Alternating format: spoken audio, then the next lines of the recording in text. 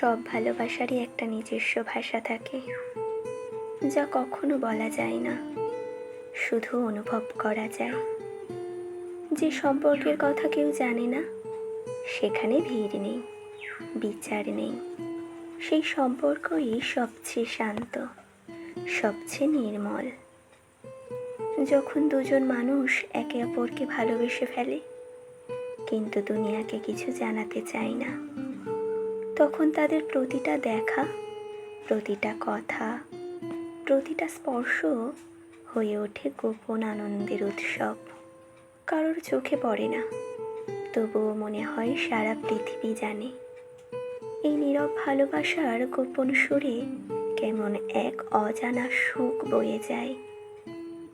এই গোপনতার ভেতরেই তো থাকে মুক্তি।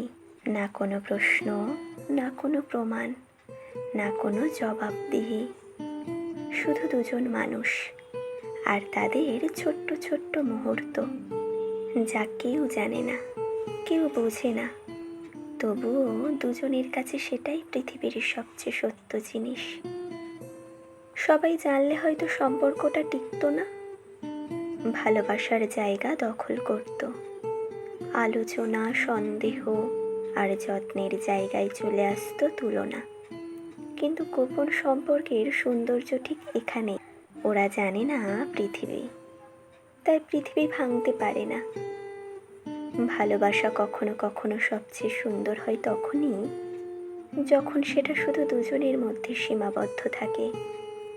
চোখের ভাষায় বলা, নীরবতায় লেখা, আর হৃদয়ের গভীরে বেঁচে থাকা এক অদ্ভুত শান্তি হয়ে।